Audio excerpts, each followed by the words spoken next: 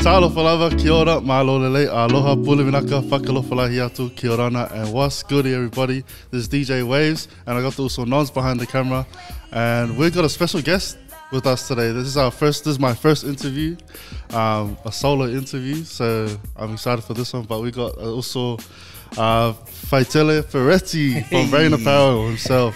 Man, thank you so much, boys. Thanks for coming on. It's good to be on.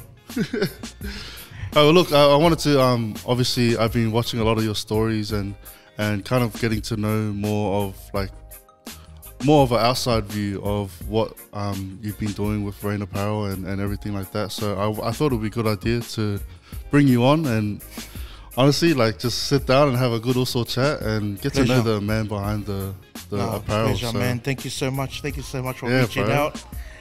I'm nervous, to be honest, but man, I'm so pumped for the space that you boys are stepped into, led into. Yeah, I reckon you guys were the first that I've seen. Yeah. Like jump into this space and you've owned it, going from levels to levels, and I can't wait to see what's next. I'm honored, man. We're honored to have you on, bro. Thank you so much. Also, like in our last time, so we obviously caught up before we had this interview, and I wanted to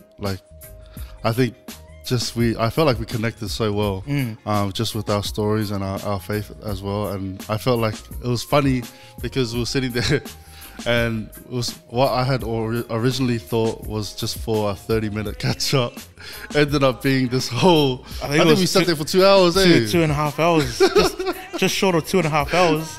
It was funny because I had planned to have an hour lunch that day. And then when I got back, I was getting the eyes of doom from all the boys. I was like, but man, nah, you're right. We did connect, and I felt rejuvenated when I left there. I was like, the thought of coming onto a podcast, I guess the ice was broken then. Yeah. And I think that's the whole point. Like, I definitely feel like the space that we've created with the Also Table Talk podcast, it helps us to kind of break the barriers a bit and just dive into people's stories. Definitely. Which I'm really grateful you came on for, man. Man, I'm ready. I'm ready. I'm willing and able. But like I said, so I wanted to get to know the man behind the apparel. I'm also wearing Raina Apparel's merch as well. So, and check out the new hats too. That's awesome. You guys just dropped those, eh?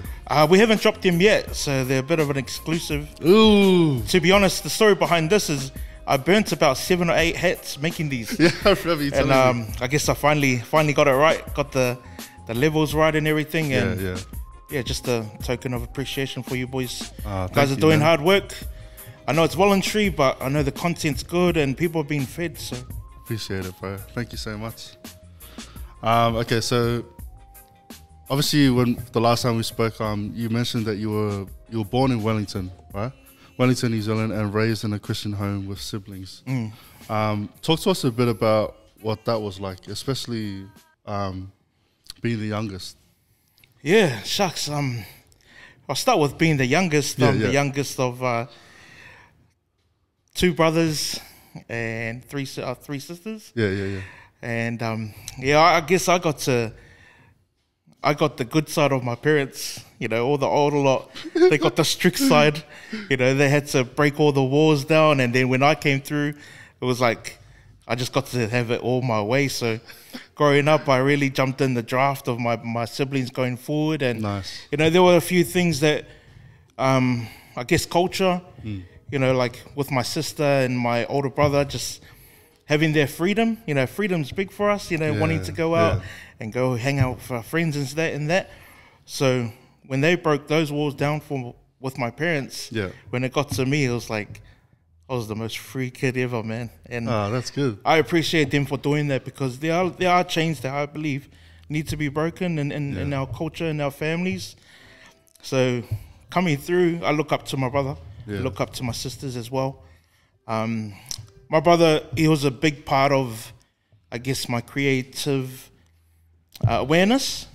Like, he was the one that kind of started new things, went into new spaces. So I was like always looking up, oh, he's a mad dude, like, he's all right. I don't tell him that enough, but but he was always the one, he used to teach me a lot of things, like even down to coloring. I used to color the book, like, coloring in books. Yeah. I remember one night I was coloring in a book, and he came in and goes, "What are you doing?" I go, "What?" And he goes, "Color one way. Color one way. Trust me, it'll look way better." I don't know. what it did for me, but it created something in created a habit in me, and I started just looking at, I think, art differently. I think that's where it really sparked. That was from my older brother. My sister taught me how to, man, my sister will barter a 50-cent ice cream. So she used to just like, would sometimes get embarrassed, so we would pull up somewhere and she's like, can I get a discount on that? Man. I don't know what that taught me, but it just taught me just like, I guess never settle. Like always just like push the boundary a little bit. You know, but still have respect. That was my older sister. So she's got to watch this to give you an idea after, but shout out to you, sister. But no, definitely, man. I think with us, we always look, you know, our first best friends are normally our siblings. So, you know, my brother and my sisters, they were definitely an influence in my life. And it really caused like the bridge between me and my parents. It really helped us connect because they had broken down a couple of, I guess, like what culture brings into family, a bit of tradition. And now, like my parents, like we took them away for the first time a couple of years ago to Hawaii for my brother's wedding. That would have been a good moment. It really hurt me when Mum goes, man, we should have done this earlier. Like it was our first family vacation together. I was just like, well, if you didn't, if you would, so that jokes. But you know, just hearing those words, I was like, man, now we need to show, like, appreciate our parents through, you know, taking them and giving them our experience. You know, wanting to go away, wanting to go on holidays, wanting to go on vacations, things like that. You know, things that I guess you hear other cultures say. You know, I've never heard of folk go, oh, we're going on vacation this Christmas. That's true. Like, you know what I mean? That's true. So now we got the opportunity to, you know, pay it back and go, Mum, want to go to the Maldives? That jokes. Wow, that's a dream place, man. Oh, dreamy. I think that was my childhood. I love my childhood. I was very blessed to, I didn't know it at the time, but because I was the youngest, obviously I would stay home with grandma and grandpa a lot, and I would, in the Samoan culture, I would go see them, or I would, you know, look after them. So Mum and Dad would go to church events. My siblings would be old, you know, they'll be out and about. I was always the one to, you know, stay home and look after them. And at the time, like, Mum and Dad were like, you know, you're going to get blessed from this. You know, and in my head, I'm like, what? Like, I'm just, you know, I'm stuck. I've heard that a lot. I'm stuck doing this. Like, I didn't like it at the time. But what it caused, or what it created, was a real strong bond with my grandpa. I'm named after him. So Faitele, nice. Faitele is, Fata Faitele is my grandpa. And to this day, I still feel like I'm receiving blessings from it. Like, it's just like, I guess that, you know, the verse in the Bible, when you're faithful with the little, God will give you more things to be faithful with. I feel like that was it, and I'm really just benefiting from it to this day. So that was awesome. Childhood in Wellington, windy Wellington. They say never buy a hat in Wellington. But yeah, I loved my childhood, man. That's actually such a crazy thing. I've actually seen a lot of young people on TikTok this week. Actually, I was finding myself on, we posted it on our page too. It was like this young girl taking care of her grandpa, and you know, like just cleaning him up and giving him a shave and stuff. And I thought, I went on TikTok that night and I was just looking through, constantly seeing like a lot of young people doing you know, things out of kindness for their grandparents. Excuse me. And I thought, like, it's so cool to see that as busy as life gets, it's such a beautiful reminder to bring things right back to, you know, who the people who were there when we were born. And our first steps, you know. And I appreciate that, man. There were times where it got hard. Like, the more I'd grow up, the more I was involved with looking after them. Like, I know I can say this on this podcast, and I know that we've all probably experienced something, but you know, I was changing their nappies, and I was changing their beds and stuff. It got to that level that I was just like, wow, like, why is a kid my age doing this? You know, and when you know, the male or the uncles would come and see me, what I was doing, they're like, you know, where's the woman? Like, where's... So there was always that culture type of thing that was in there, but in my mind I was like, wait, shouldn't we just do this because we love them? Like, you know, should it have to be a gender thing? Should it just...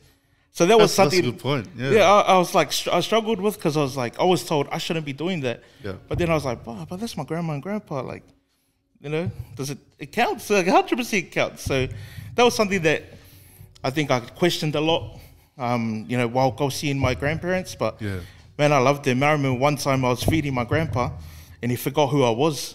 Wow. And he full collared me, and he was like, who are you? And so I was like, oh, what? Where'd this come from? And that's when I started to learn about dementia, and you know, that even in the Bible it says that when you grow old, you go back to being a child. So I was seeing that come through, and I was like, shucks. And I think it caused a lot of maturity at an early age. That's what I saw. Like, I got to see things, you know, kids weren't seeing, didn't know about. So I was like, okay, maybe that's the blessing. Such a young age. Yeah, such a young age. But it was mad.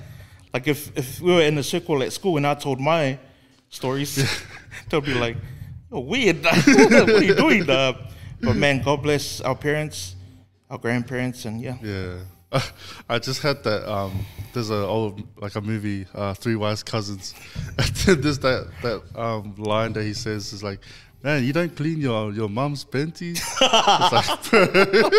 But there's no limit. Like, it's normal for them. It's normal. It's a normal thing, you know. Very normal. But yeah, I definitely understand where you're coming from, man. I noticed you obviously referenced a lot with the Bible and stuff, and that reflects obviously your faith. And moving into ministry, you mentioned that you also grew up in a youth group, actually. Yeah. Growing up. When I was so leading on from looking after my parents, I got to an age where I just needed to be around youth. You know? My brother actually was at his age where he wanted to step away from youth. So we kind of switched roles, and grandma and grandpa, we sorted everything out so that I could go to youth. Yeah. Man, and you know, like, first time my expectation of youth was just games. Just straight up touch, you know, ultimate, you know, games and fun. And then I remember my first experience, it was like standing in a circle praying. I was like, okay. And then, okay, our first activity, we're going to read from, you know, Mark. And I want you to go away and come back with a creative skit or a song or a dance. And I'm going, what's this? You know, I was exposed to it. But man, I loved it. I didn't realize how much I loved it, because we got to open up to a different side. You got to open up to a side that you're not normally like at home. Yeah. You know, that I guess the creative people started to step up and say, okay, we could do this, and that. And that's where I really got to experience a bit of mentorship. It was in our youth. So I'd look up to the boys, and I'll name a few: Sefa, Tau, August, even my own brother. A lot of the boys that I was like, okay, I like the way, you know, they conduct themselves. Maybe I can look towards them to, you know, how to be. And then, you know, as the years went on, I think I just started to solidify my space and my spot in youth. I never became leader, but I felt like I was like one of those silent leaders, just one of those just solid members that I loved being there. I loved seeing new people come through. Nice. And I loved to see like characters form. Like, you know, when the new guy joins the circle, he's all quiet and he's oi. But then, like, the next few weeks, he's cracking the jokes. Cracking the jokes. It's coming out, you know, his characters starting to show. And that's because it was done for me. I felt like it was awesome to do it for kids. I was like, hey, this is a safe space, man. Like, you just open up, be yourself. And us polys, and I know we're creative with levels.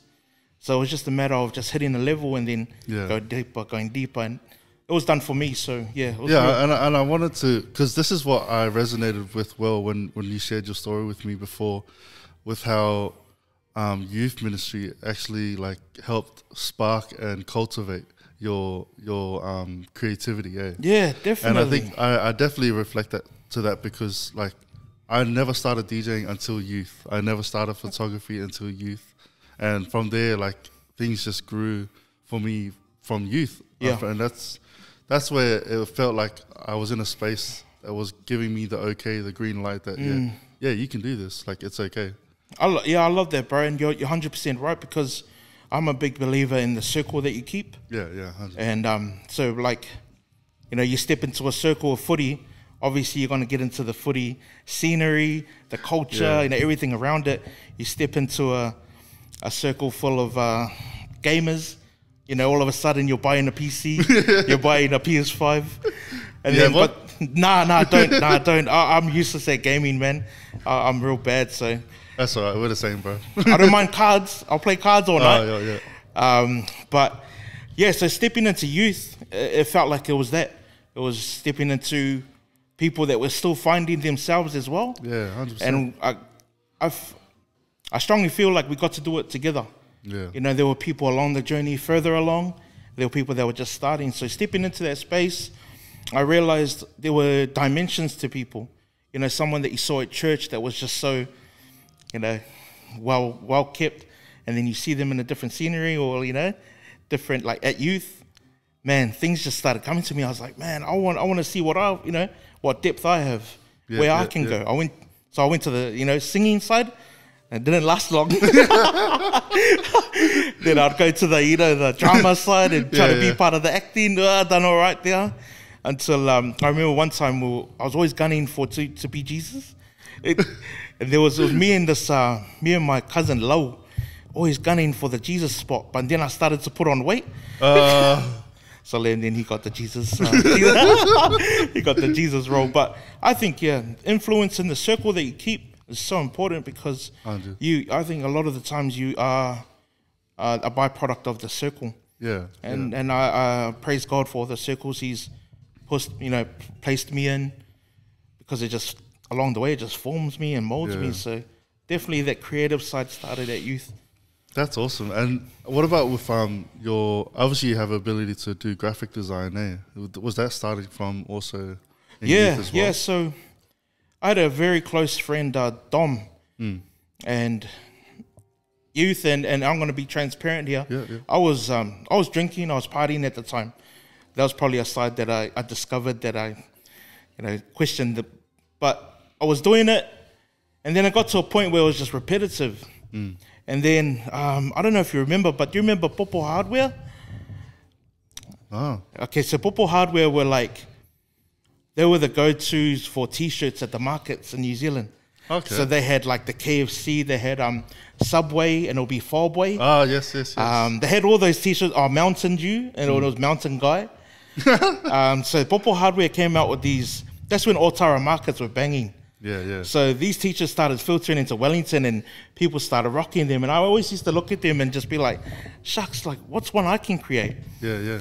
So I realized I had a visual, like I loved visuals, and I thought of my nickname at the time was Pumbaa, and I thought of Puma, but a warthog instead of a puma jumping over the name. I was real happy. I was like, sketched it up. And one of my boys, Dom, he was doing graphics at the time. So I showed him the concept, and he goes, yeah, easy, bro, we can make that happen. So then I just all of a sudden stopped going out. And on Saturday nights, he would come over to my house. And originally do you remember Paint?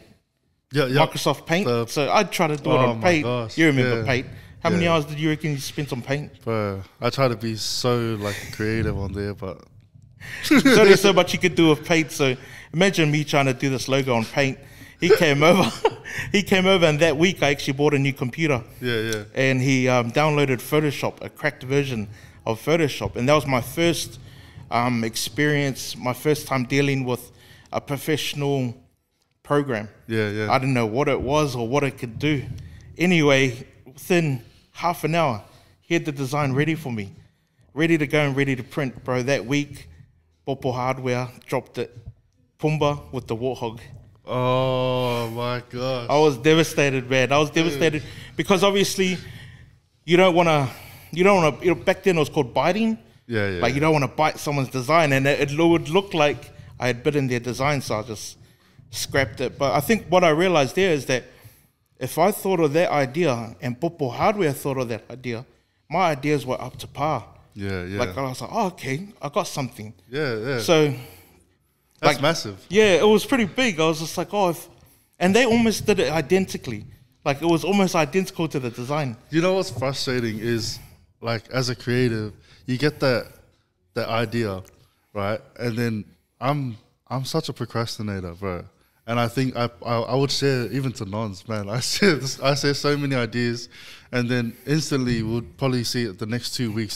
Someone's done it or it's happening. And the burn is different, the burn is different, man.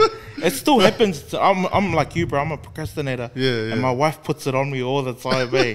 Like if she sees something that she knew I was brewing on, she'll be like, "Oh, look at this." Oh man, come on, man. But I know she only does it, just to kind of get me out of that rut. Yeah. Because I'll sit on something for 4 weeks, eh?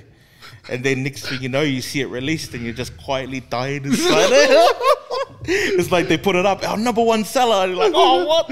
But yeah, I guess you just carry that tension around with you. Big lesson is, act on your ideas. I want to talk about, obviously, also your big move to Sydney. So obviously in Wellington, you were cultivating that creativity as well, and you also went through a phase of like drinking and partying and stuff like that. You came here in 2012 at the age of 22, right? And you came for a 50th birthday. Yeah. Talk us through how, like, what was it about Sydney that made you say, okay, this is where I need to, like, move? I think my later years in Wellington, I think I realized that I could put myself in a place and kind of be okay. Yeah. Like I would just randomly enter circles and then all of a sudden be everyone's friend. So I put that to the test. Like it was the biggest test. Came over for the 50th. I actually emceed the 50th. Whoa! It was a small garden party. They okay. Not like you, bro. There was like 40 of us, not 400. But I emceed it in honor of my sister. My sister was living here at the time, and she goes, "Bro, can you MC him?" It was her partner's 50th, yeah. And I was like, "Oh man, yeah, I'll give it a go." But I think that stepping into a new space. I know it's scary, but to me it's scary but exciting. Yeah, of course. It's like mad. It's like, oh man, what can I create here? Or like, what foundations have I learnt that I can apply here and see what I can build? It's like a massive reset. It is. It's like a reset. Yeah, 100%. And at that time, actually, good word, bro. At that time, I needed a reset. Yeah. Because in Wellington, it just felt like I was going in circles. I was working for the weekend. Well, that's all it was. I was working, giving mum, the side of the mortgage, the church side, and then just blowing the rest, and then living paycheck. As cliche as it was that living in circle. And when I came over for the 50th, my sister pitched it to me. She goes, "Hey, bro, would you like to give Sydney a go?" Giggled, had a laugh, and then I was like, "Actually, yeah, I wouldn't mind." Me being the youngest, obviously the youngest is normally the one that stays home. Yeah. Right? In our families, the youngest is the one that stays behind, go see the makua and stuff like that. So when I decided I wanted to, my first approach was to my brother. Yeah. And I went to my brother Fred. I go, "Bro, look," I pitched it to him. I go, "I'm not doing anything here. Nothing's going for me. Would you be all right if I went to Sydney?" And tried, rolled the dice in Sydney. And at first he wasn't on board. Anyway, after that I went to mum and dad, and after a couple of weeks, mum and dad said, "Yeah, okay, you can do it." Yeah. After my sister jumping on board as well, because my sister had no family here, so it was, and me and my sister are tight. So I think I didn't realize until getting to know God more. Yeah. And like really just forming that strong connection with God that, okay, it wasn't selfish. Yeah. It was actually a God decision.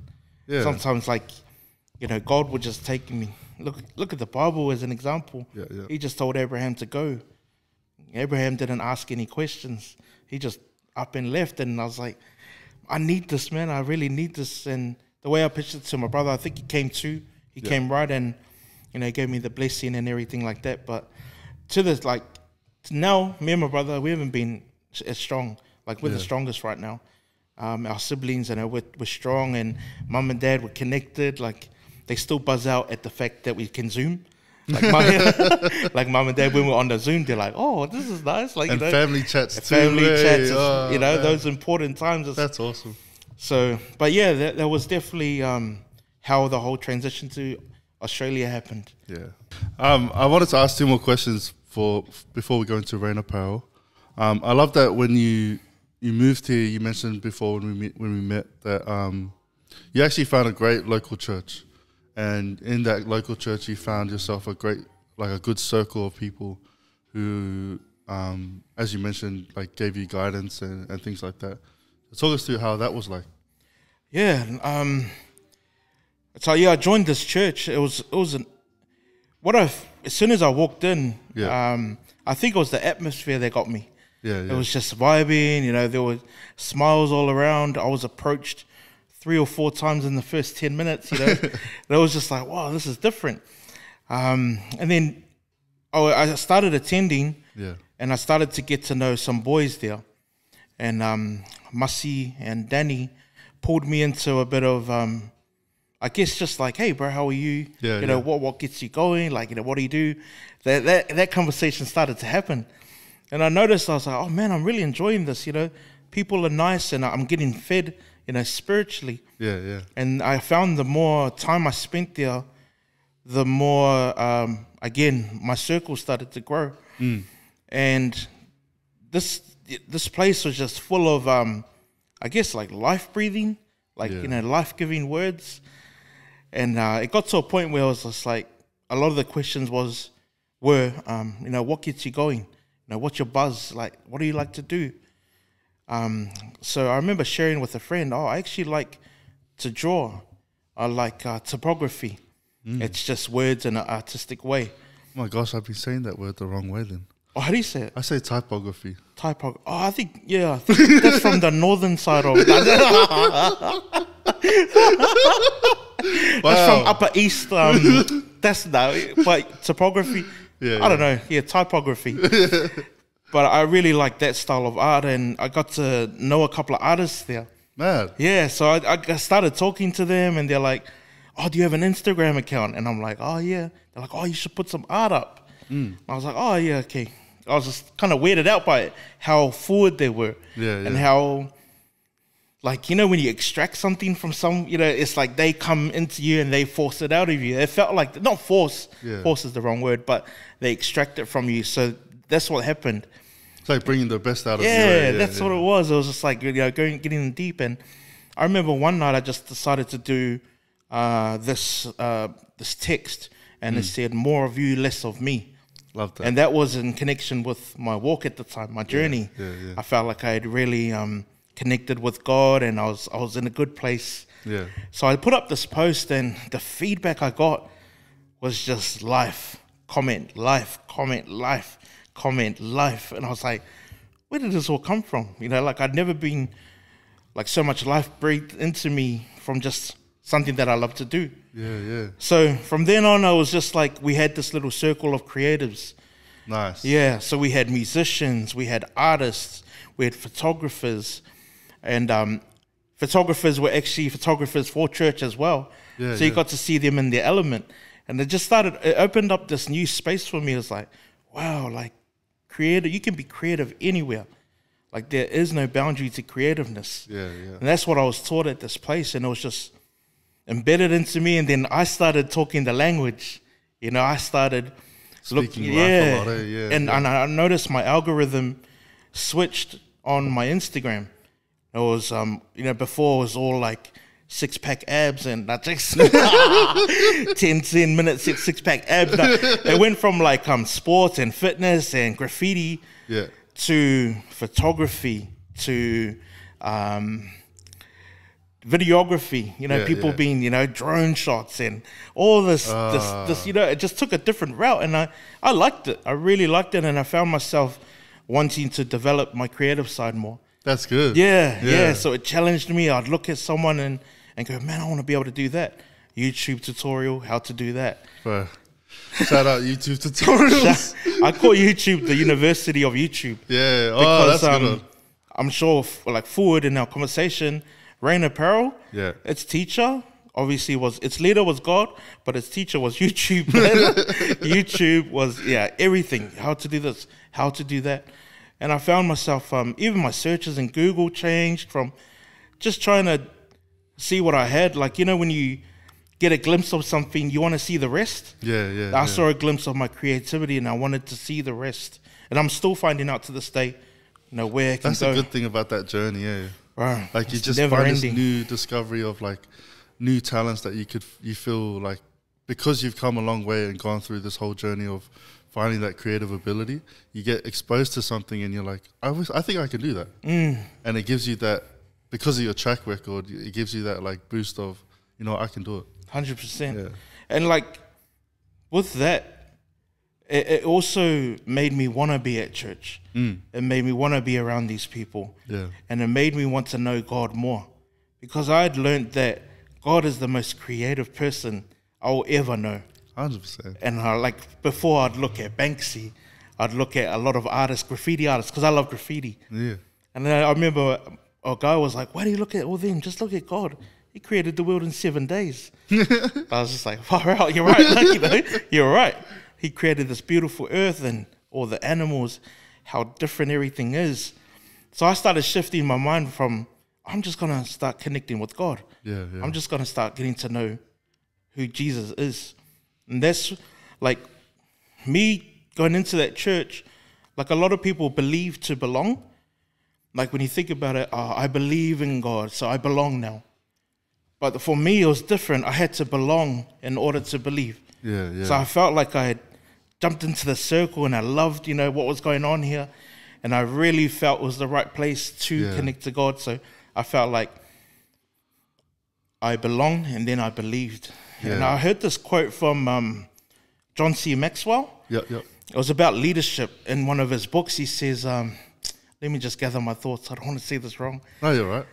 He's a great leadership. Yeah, I love, and I've only recently started to get into John C. Maxwell. But he says something like, people won't care what you know about until they know how much you care. Oh. And I was like, when I heard that, that's beautiful. It sat with me for like weeks, because I couldn't grasp what it meant, but I knew that it was something deep. I like to listen to podcasts and audiobooks when I'm driving. Yeah. So sometimes I'll miss turns because I'm like too deep in thought. You know, I'll be, I know I've got to go around the block because I'm just listening to a podcast. But when I heard that, it had me driving, and I was like, wait, what? Sometimes people don't care. What was it again?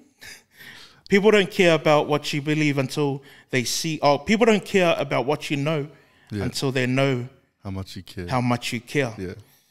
So when I had when I had connected with God, it started to become, okay, what are you going to do outwards now?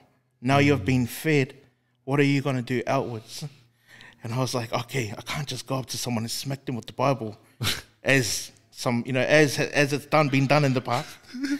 I can't just go and start, screaming at you're wrong. I can't do that. So I'll tell you what, I think I was that person.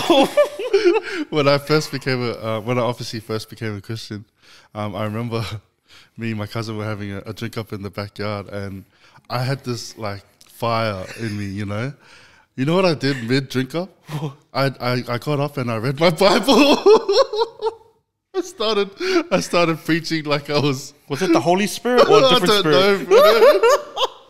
But I'll never forget that. Yeah, I'll never forget the way I was trying to like get everyone on that same buzz, but I forgot. I think what was important was I needed to realize that like it wasn't the way I was brought in to believe. And I needed to reciprocate the same way that people showed love to me and people spoke life to me. Nice. That I needed to speak life back out the same way. And I think that's what you were going to say. That, because I want people to know how much I love God. Yeah. But they won't just know. I have to show them. Mm-hmm. I have to show from my actions. Yeah. Not creating a friendship with an agenda behind it. Like, do you get me? Like, 100%. Not going in just for that. Like, not making God like a business, I guess. And so I was like, how am I going to do that? And I found that, like, with becoming creative, you find creative ways. Like, you know, man, like, you know, you can talk yourself out of a ticket. I'm not saying do it, but you become creative. We started a boot camp. We started Monday night games at basketball courts. Yeah. We just started these little things that just connected or gave opportunities to have conversations. And that's what this church really taught me, was connection is important. It's almost vital. Yeah.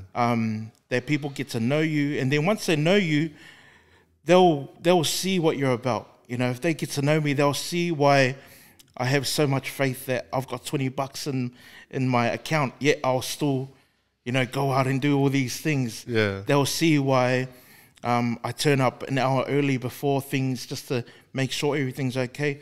That's because the God that I follow. That's because the God or the Father that I have. And once that clicked in my mind, I was like, far out, like I've been doing this all wrong. I've been doing this all wrong. So that's where my journey is now, is really trying to connect. And that's what that church did for me. It was really teach me how to approach. Yeah. And I think approach is an important word when it comes to faith. 100%. That our approach is, you know, you can say the most beautiful thing in a harsh tone.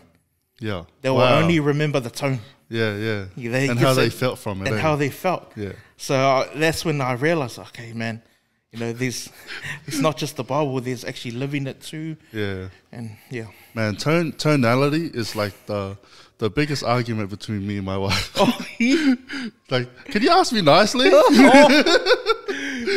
You should also have a red button when you start talking about the partners. Just start red button. 100%, bro. Tone, I agree. Tone is deafening. I find it even interesting. Like, tonality is definitely the way I read my word, the way I read the Bible. I try to understand, like, how would he have said it? I don't think Jesus was a screamer. Yeah, you know? Yeah. I don't think context he was like type of, yeah. Like, why would he be screaming at a dinner?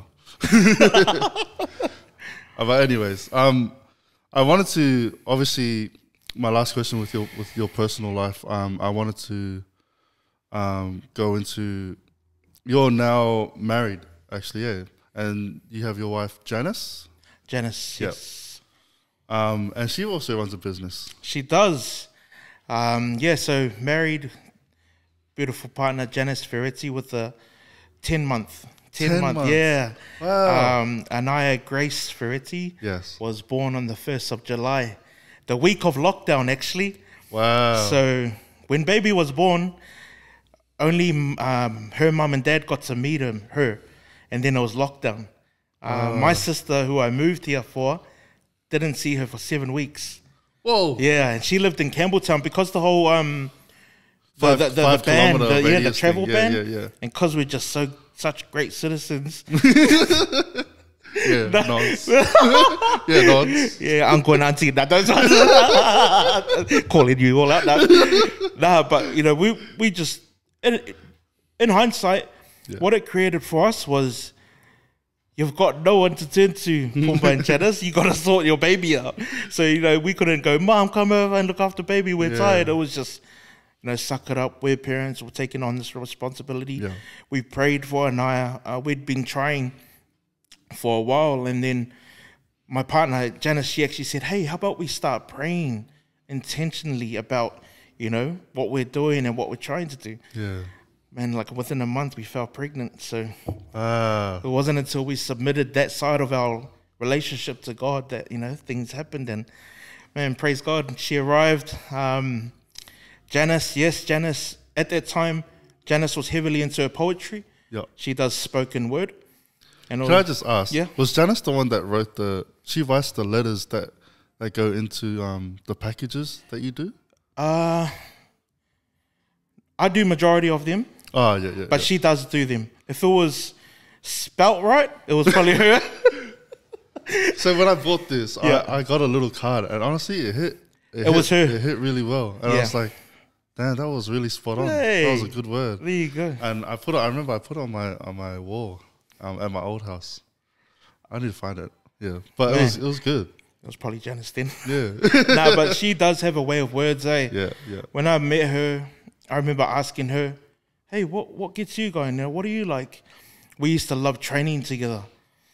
I know it doesn't look like it, but we used to love training together. And I just wanted to like see what else she had, like depth to a person. Yeah. And then she goes, I used to actually write poetry. And I was like, whoa, mad, give me some. She was real nervous at first. She started opening up, and then next thing you know, she's like, oh, I'm thinking of starting a poetry Instagram page. Wow. So she launched Words by Janice. Yeah, that's about 4 years ago maybe. And things started to happen. She started to find her feet within the poetry world. She was going to slams, would go to slams. And it was so cool because we would go to slams that were secular. What's slam? Poetry slams. So it's like a competition. Oh, wow. Yeah, so you just come, you've got maybe 5 minute, just to give your poetry, and people... Like an open mic? Yeah, like an open mic. And people from the crowd would actually vote. So it was real, like, then and there, That's cool. in your face. And That's cool. For me, I was like, wow, this is scary. I would never do that. And she's getting up there and, like, excuse my language or whatever if it offends anyone, but there were people up there talking about, there was one competition, the guy that won spoke about masturbation. Wow. And he won. That's, bro, like, wow. My mouth was like, what? Like, he won? Really? Like, it just goes to show where we are. Yeah. It just, because it was a vulgar language, it was just entertainment. That's all it was. Yeah. And for Janice to step into that space, I was like, go on, girl. Like, go with the spirit. I was just getting ready to run up and grab her, and she was up there talking about God. And one of my favorite pieces of hers is the golden calf. Oh. Yeah, and oh man, she just speaks about the golden calf, obviously in Exodus. Yeah. And she asks, "What have you created as a golden calf that has taken your eyes off Jesus?" God, yeah, wow. But she goes deep, and when she reads or when she says it, I just imagine getting slapped. Like it's just talking to me like. But I love that it has levels. Yeah. I didn't realize what poetry was until I met Janice. But yeah, so she did that, and having baby, I think like a new revelation came to her to get into publishing, get into writing books. That's where mustard seed. That's where mustard seed comes in. Yeah. It was funny because we were talking about the name. We do this thing where we go to each other when we have ideas, and we have to be straight up. Like there's no. So she came into the room. She goes, "Hon, I think I got the name of the books." I go, "What is it?" She was like, "Beginning Books," and I was like, I was like, that says a lot. Yeah, and then she was just like, "You don't like it." I was like, no, keep going. And I think she heard a sermon. Oh, jeepers, I'm telling a story, but I think this is testimony to what Raina APPAREL is too. Yeah. She heard a sermon, and it spoke about a mustard seed from the verse, having the faith so much that if you tell a mountain to move, it'll move. So that's where her the name comes from. Yeah. Even with early childhood, planting that early seed into a child's life. That's what she's about, and I love it because there's still space to grow. There's 100%. still so much space for her to grow. And the other day, the books arrived. Nice. They're here. We're going to start packaging them, start giving them out to the world. So shout out to you, hon. Mustard Seed Books. Oh, that's awesome. I love it, man, because now we're fighting for office space at home. Literally today, the day we're recording this, she rearranged our office. Wow. I got this little corner. No, but yeah, I love it. It's awesome that we get to do ministry like alongside each other.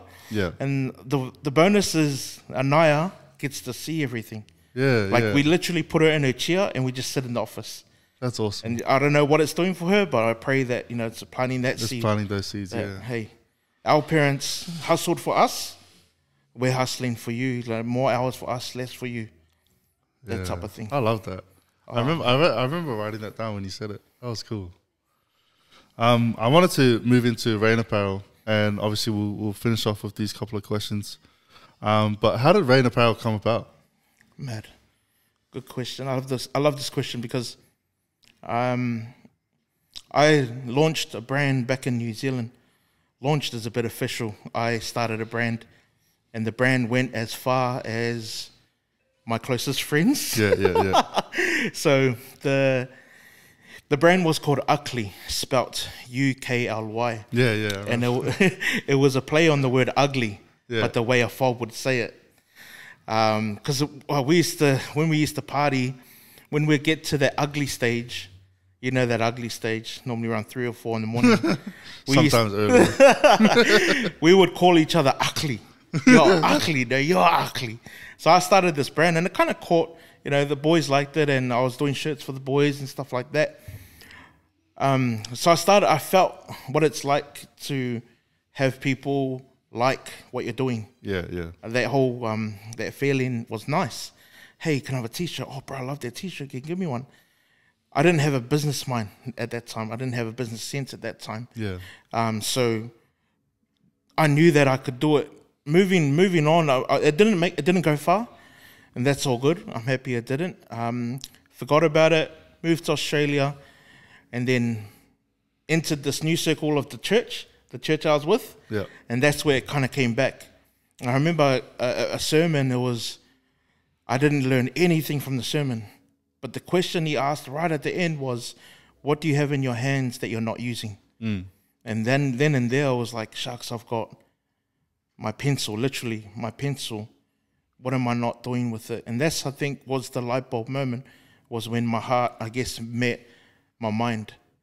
Yeah. It was like when the two met, it was just like, bang, start a Christian clothing brand. Yeah. It's something that I love. It's creative, and and I love God. So when I fused the two, my faith and my love for God, it was just, a Christian clothing brand. And I think at that time, the youth, the younger youth, I saw that they were so easily influenced. Mm-hmm. They were rocking the Yeezys, and they're rocking all these big brands, and I'm like, man, there's such a space there for a Christian brand to be. Yeah. And I remember my uncle, we're driving along in Wellington one time. There's a road that connects the town to the city. Yeah. And on the left side, it's ocean. And on the right side, it's a cliff. And there's this massive billboard that kind of hangs out, and it's prime location. Yeah. And every time we go past, there's always an ad there. There's always an ad there. It's normal. But one day we drove past, and it was empty. It just looked like, it had been scraped away, the ad that was there. Oh, yeah. And I was like, oh man, there's no ad. And my uncle, I can't remember who it was. I think it was actually my older cousin. He said to me, he goes, do you know how prime that location is? Like, do you know how much companies would pay for that? And that's one story I always attach, because I feel like we are billboards. Yeah. Like, we are prime locations. We are God's prime land. Like, and when we choose to wear something, we've chosen to put that billboard up. And if it's of God, I pray and hope that I've done something right for God. And that's become like your whole mantra too, eh? That's the walking billboards. So we want to create walking billboards of Jesus Christ. Yeah. I mean, you've got that jacket on. You don't know how many people have read the back. Yeah, no, I don't. Yeah. It's funny that I actually remember wearing it one time, and this lady came up to me, said she really liked my jacket. Hey, just from reading the back. That's it. I mean, I had the situation the other day. I had a T-shirt and it says "Just Pray." I jumped out of the car and I heard this. Yeah, we need that. And I was like, hey, and this little lady pops up and she goes, we definitely need that. And I was like, oh yeah, we do. But it was that type of, that I really longed for. Yeah. Another story is we started that boot camp I was talking about, and I was wearing a Be Still T-shirt and Know That I Am God. Some people from boot camp, we didn't know. It was just friends of friends. Anyway, I was boxing with this guy. We were close, and we were together throughout the whole session. Anyway, the next week he came back and he goes, hey, that's a Bible verse. And I go, oh yeah, it is. And he goes, oh, I went home and Googled it. Oh. I was just like, man, those are those moments we long for, eh? Like, I didn't know who he was. I didn't know his background. I didn't know. But because we were there together, boxing, dying at the same time. All he was looking at was this T-shirt, and all I was looking at was his Nike T-shirt. But he went home and Googled it. Wow. And I think that's what we want to create, is that curiosity of, oh, what does that mean? 100%. Yeah, like, well, what does he mean by faith until you make it? Like, yeah, you know, just things like that. And that's where Rain Apparel was really birthed. That's awesome. Came about, and that's the story behind it. Oh, that's a beautiful story. I love that whole walking billboards of Jesus Christ thing. Like, that's so true. And I love how it's such a beautiful reminder as well, you know, as what Christians should do, what Christians, you know, the responsibilities we carry. 100%. Representing Christ, really. That's why I'm just, you know, I'm a 5XL now, so I can be a bigger billboard, you know. Fits more letters, eh? Yeah, I can fit almost Revelation. All right, just put the whole Bible on me. I'll put Psalms on my back. Nah, but yeah, I love it, man, and it's put us in a lot of spaces, a lot of cool spaces.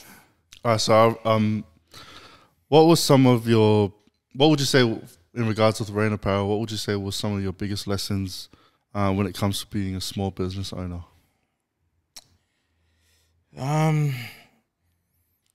One word that comes to mind straight away is persistence. Small business.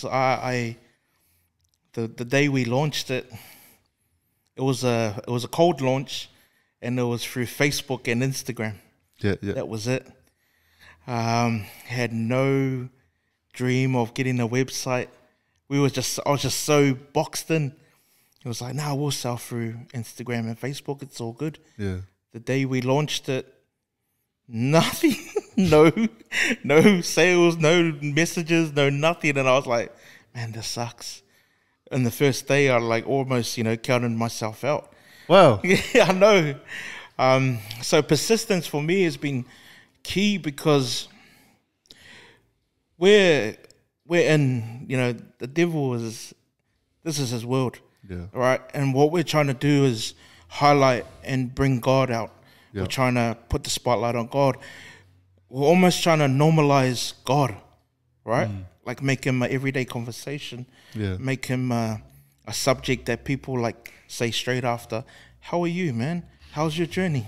Like, you know, like just, you know, that's trying a to, good thought. that's what that was the big dream of, like, you know, and then when we launched and nothing happened for like a week, I was like, oh man. So obviously our family, you know, your family, they're loyal. Yeah. They bought, you know, they ordered.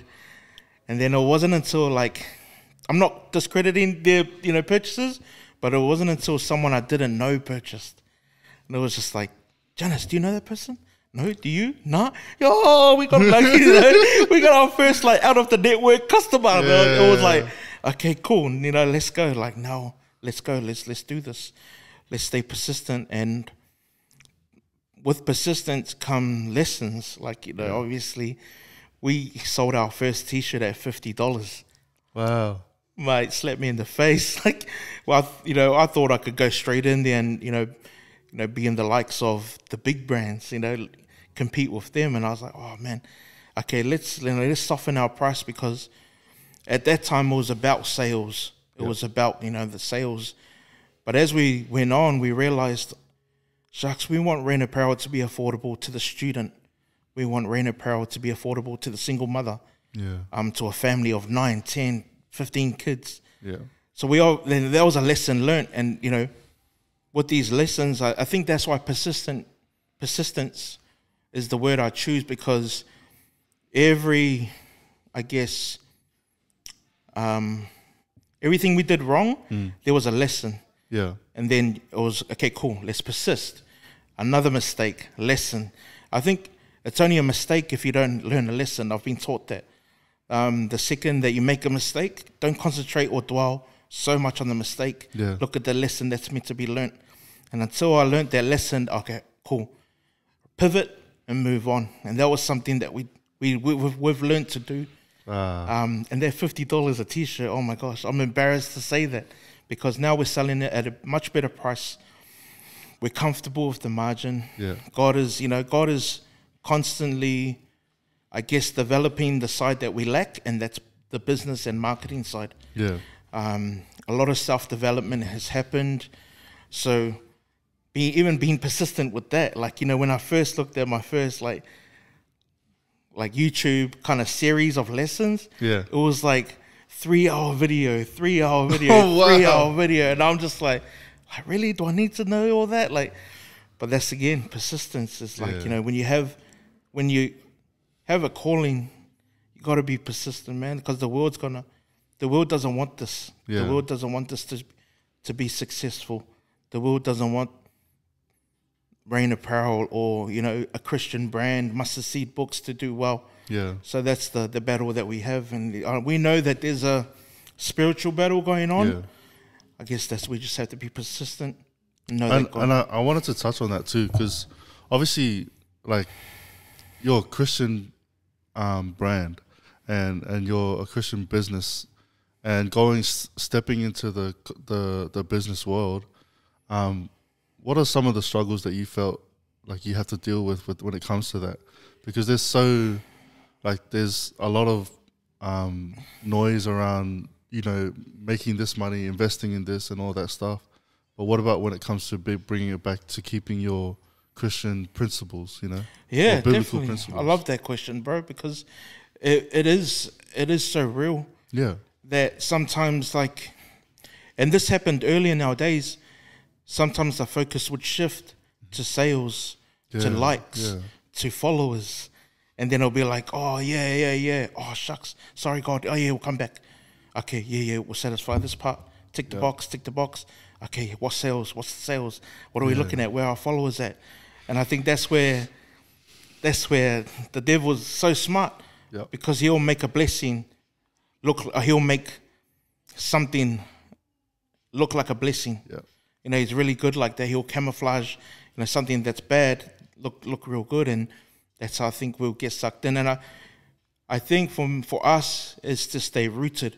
Yes. Like the root, and go back to, yes, our leaves are beautiful, but never forget where you started, and it was that seed. And the why as well. And the why, the why is so important. And our why is because we've got a talent, we've got a gift, and we love God. Yeah. We want people to win. Like that saying, you know, that I want people to know.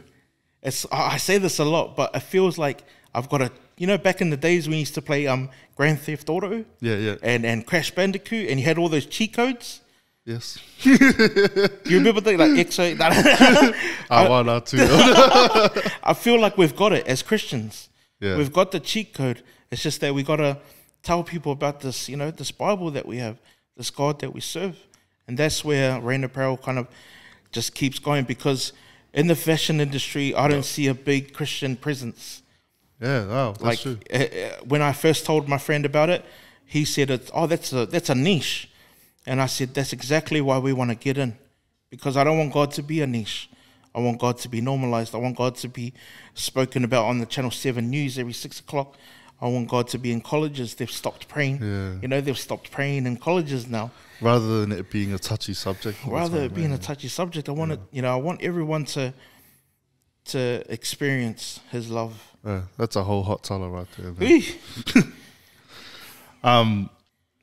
I definitely relate for when it comes to us and our podcast.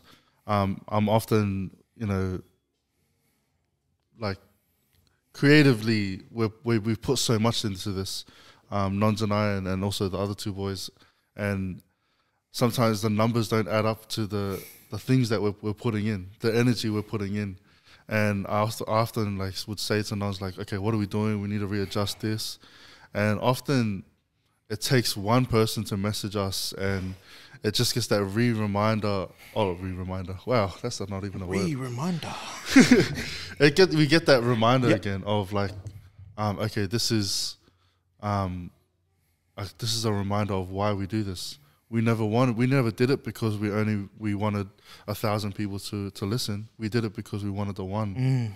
And just I was impacted listening to a podcast in a previous time, the same way as we would expect others to be impacted. I love that, man. I love that. One thing I wanted to encourage you, and I love that the word that comes to mind when it comes to Rain Apparel and the things that you actually put on your shirts, is palatable. It's such I remember hearing TD Jake saying it, and he was saying that how when he preaches at different spaces and different audiences, one thing he notices is that he's had to almost make, like, sometimes he's in church mode, but sometimes he's in conversation mode. Oh, wow. And if you know TD Jakes, like, there's a massive difference. But the beautiful thing is he's learned a way of how to make God's word palatable for the person who he's speaking to. So if he's speaking to, like at the time he was saying he was speaking to the LA Galaxy, I think they're a soccer team. And he was speaking to them, and he realized, he was saying, like, he didn't have to put church on. He didn't have to preach like he's preaching at church. He preached in stories that related to them, but still had that Christ-centered biblical truth behind it. And I think that's a beautiful thing that you do, is you put this Christ-centered biblical truth on the shirts. That it looks like a cool brand, honestly, but then when you actually dive into it and understand the heart behind this, and this is why I wanted to have you on, is we wanted people to understand the heart behind what you do, and the fact that you put the palatable words on there, you know, for people to receive. Man, I love that. Thank you, bro. Yeah. Got goosebumps. I've never had that said to me, so thank you. Oh, that's all good. So what? To wrap us up with a couple more, I wanted to ask, what's next for Rayna Powell? Man, what's next? So I think we want to step into storytelling. Yeah? Yeah, we really want to. I've started a little vlog detailing what goes on behind the scenes. Yeah. And it kind of solidified it even more when Janice started Mustard Seed. Yep. Because I was like, when I was vlogging, I was like, it just feels like it's just me, like with Rain. So now that she's doing that, and we've got Baby, because I know that like a lot of people just, there's two sides to video. There's entertainment, but there's education. Yeah, like wow. I truly believe that if you truly feel like you've got value, you should share it. And I feel that we do have value, or we do have a space where we might be listened to by that one sheep. But I think the next part is kind of telling the story, because it helps us tell people why we do it. It helps people understand how we do it and who does it, you know, who ultimately does it for us. So I think that's another space that we really want to step into. Mustard Seed Books is officially launching very soon. So a lot of energy will go into that as well. Yeah. And then Rayna APPAREL, we'll just go on with our drops every month. We'll try to drop every month. And also just connecting. Like I've noticed I've been using my social media wrong. I do a lot of, this is what we're doing, but I don't do a lot of, hey, how are you? Hey, what's going on in your world? Hey, like, do you like this design? Do you like this design? What do you think about interaction? I want to interact more. The other day, I put up a simple story of me getting a coffee, and it was just like, what's your go-to coffee? Man, I had so many responses. Like, I was like, man, like, you know, people want to interact. Yeah. And I think on social media you need to interact on social media, because a lot of people in COVID have gone, I guess, behind their screens. The screen time during COVID just shot up. Yeah. And that's iPad, that's phone, and that's PC. Yeah. The numbers were ridiculous. So for me, it's saying, okay, people are behind their screens, give them something. Give them a conversation. Ask them if they want prayer. Ask them if there's something, you know, they're struggling with. So that interaction, I really want to start doing that a little bit more. Yeah, that's beautiful. I actually, one of the mentalities that I had behind that, that almost stopped us from trying to be interactive with people, is there's this feeling of like, okay, you're not famous, relax. Like, yeah, I get it, but at the same time, it's like nah, we have these platforms. You know, we've been blessed with these platforms. We need to interact just as they do. You know, if not us, then who, kind of thing. And I feel like, you know, it's a beautiful way to be able to build relationships also. I love putting up questions or things just to interact with like audience and stuff like that. Yeah. Because you never know. Like you never know. You could be going the whole different path and then someone... That's it. Like, yeah, you never know what someone's going through. And the second you put up something that's relatable, man, okay, cool. This guy knows what I'm talking about. Yeah, yeah. So, yeah. And it also helps with your vision of what's next as well. That's it. And I think the more spaces, like... I've been told not to try everything or diversify too quick. Yeah. But I know there's a lot of spaces that we need to go in. Yeah. And I guess it's just, again, with being faithful with the space that we are in. Yeah. So that God can see that we're faithful and, hopefully bless us with a new space to go in and infect. Oh, I love that, man. All right, last question. Any future collabs with your merch? Oh man, probably just Under Armour and man. It's actually good question because I listened to a guy named Ed Milet. If you guys want a good Christian businessman, Ed Milet on all the socials. And I remember he goes to me. He goes to me. Because we had a one-on-one consult. He in his podcast he goes, "Be so bold or live a bold life that you're driven to write down a list of the top 10 collabs you want to do." Wow. He actually said top 100, but I say top 10 because I was just like... So I remember listening to that. I was like, you know what? I'm going to try it. Who'd you write down? Bro, I wrote Under Armour, Nike, all the worldly brands because I want to infiltrate it. Yeah. Like you look at Fear of God. Oh, bro, I love that, bro. No one... Like Jerry Lorenzo, hey. It was like, for a moment, it was one of the most Googled, top 100 Googled things. Fear of God. Yeah. And that's what we're going to create. Like Tim Tebow, he done the 316 on his, you know that's that right. story? Yeah. That was the most Googled thing for a week. Even Stephen Curry's shoes. Shoes? Yeah. So I think that's like their whole saying of be in the world, but not about the world. Like, be in the world but not, not be about the world. So I think that's something so my collaboration, like the top 10 was, all the big brands. And then there's a brand from one of the boys here, Uso Clothing. He was on the list too. Some other influencers like Ward, one of the boxers, Jeremy Ward. He's big testimony of God.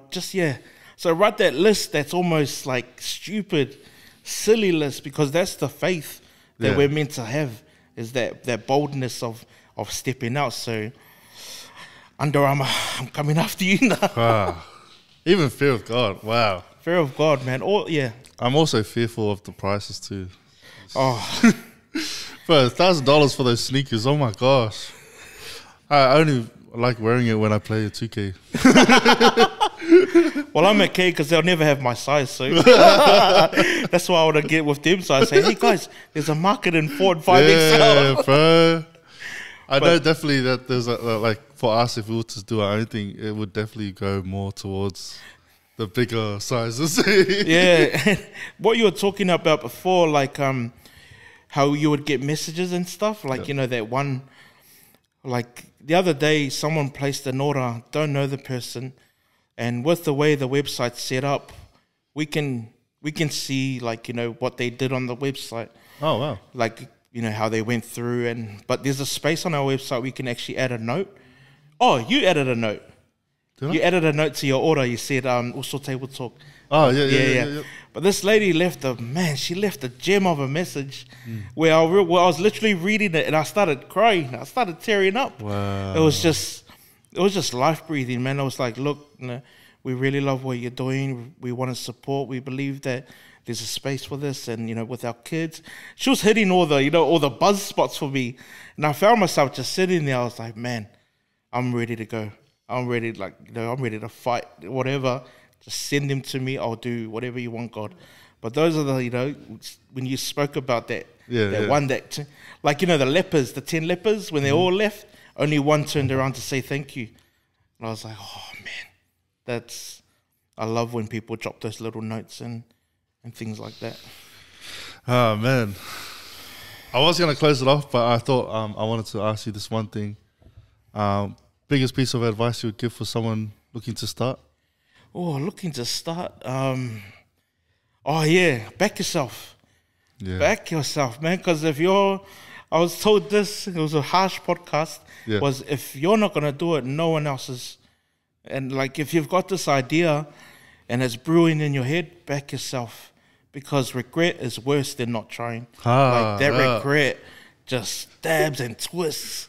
And the worst one is when you don't launch it and someone else does. Like I'm a true believer. If God gives you a blessing, you don't use it, He's just going to give it to the next person. 100%. So back yourself. You got a circle around you. You know, get yourself into a good circle. Yeah. And just go. Go. It's that harsh reality when you realize God has options. Oh, man. He's got options, man. And, you know, He does, what's that saying? He came to qualify. Oh, mind blank. Oh, He didn't come to call the qualified. He qualified the called. Yeah, wow. So I think that's true, is that leaders, I don't believe leaders are born, they can be made as well. Yeah. Oh, look at you just dropping gems like that this whole time, bro. Bro, I got a script. I think that's the bonus of listening to podcasts, man. Yeah, 100%. And I'm sure people have used or gone off the back of what you guys spoke about. Yeah. It's been a lunchroom conversation. It's been a conversation in the car. I know it's been a conversation in my car. Yeah. So I guess this is I want to say thank you. Thank you to Wavez, Nons behind the ones and twos. We've got Rawley that's not here, and I forgot the Frosty. Yeah. Father Frosty. He feels like a father figure, eh? Yeah. He's like that. Man, shout out to you, Frosty, as well. He's an old soul. Yeah? Yeah. Man. The Uso Table Talk podcast, man, you guys are doing it. Nah, thank you. You guys have stepped into a space that, man, we're not in. And I'm sure a lot of people have been encouraged by what you guys do. Yeah. So God bless you guys. And thank you, Uso. Can't wait to collab even more. Thank you for coming on, Uso. I appreciate you. Pleasure, I appreciate your time. I appreciate the words that you dropped on here, man. Can't wait to go edit this. I've enjoyed it, man. I really enjoyed it. Like I said, I was nervous, but man, you guys are a vibe, man. You guys are a vibe. Thank you. But Nons, I got one question. Did you find out what they are? But what is? His siblings. Yeah, you'd have that to go killed back me, to bro. That killed me, bro. I love that, man. Rolling siblings. Oh, man. God bless you, boys. Thank you. So, any shout-outs? Shout-outs to my wife. Yeah. Holding it down with baby. Shout-out to my family. Shout-out to all the people that I used as a step. And that's my family. That's my friends. A lot of the times they are your stepping stones. So 100%. And shout out to you boys. Shout out to everyone trying. Love that. Shout out to my wife. Love you, babe. And shout out to the Bulldogs. Tough loss as always, but let's pick it up next week. Yeah. All right. But right now I'm gonna pray. I'm gonna pray us off, and then yeah, that's it. All right. Father God, we thank you for this opportunity. Thank you for bringing the Uso Faitele with us. We pray that these words go out to the world. We pray that everything that was spoken here may not be taken lightly. We pray that the words that were spoken here may be taken with grace and love and everything that you have for those people listening in. We pray that conversations be sparked and creativity be cultivated within people who are listening, Father. And we thank you for this opportunity once again that we get to do this. In your mighty name we pray. Amen. Amen. All right, thank you, ladies and gentlemen, for tuning in. If you haven't already, make sure you like and subscribe. Also, hit us up. Hit up Raina APPAREL. Make sure you check out some of their stuff. They got a lot of good merch. I love this camera. This is just the best. And we're going to go enjoy our new exclusive hats. So keep an eye out for those. All right. Take care, God bless everyone. God bless. I don't play games with love.